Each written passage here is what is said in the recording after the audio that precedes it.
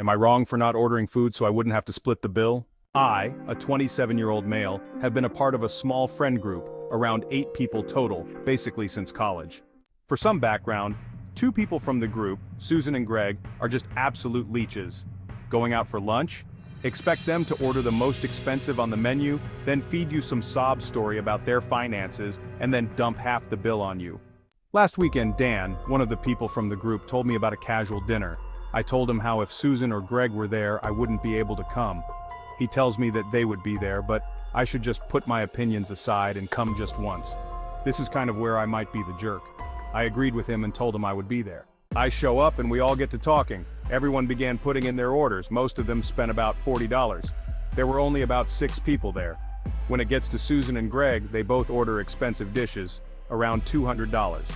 When it was my turn to order, everyone looked at me, but I just pick up the menu and point to the $4 Miller Lite and sent the waiter away. Dan asked why I hadn't ordered anything, and all I said was that I lost my appetite. The other 2 friends got up as well to cancel their orders and just have drinks. After the main courses came out, I saw Susan and Greg picking at their food. The waiter then brings over the check. Greg then grabs the waiter and asks him to split the check 6 ways. I stand up and correct him, saying the check was to be split 3 ways. Greg looks at me confused and asks why, since we always split the bill. I reminded him that 3 of us had not eaten any food, so we would just be paying for our drinks.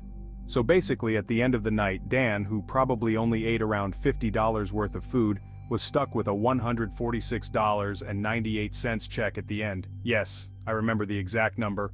I swear I saw his jaw drop when he picked that receipt up. I slid a $10 bill towards the check, said goodbye everyone, and walked out. The next morning, I found my phone full of texts from Greg and Susan telling me I was a jerk for not ordering any food and forcing them to pay more than they had accounted for. I honestly laughed because the stakes alone were more than what they had paid, but to each their own right. I also got a lot of messages from Dan saying that I could have just not came instead of pulling that stunt and getting him stuck with an outrageous bill. Am I wrong for refusing to split the check? Drop your thoughts in the comments, let's discuss it.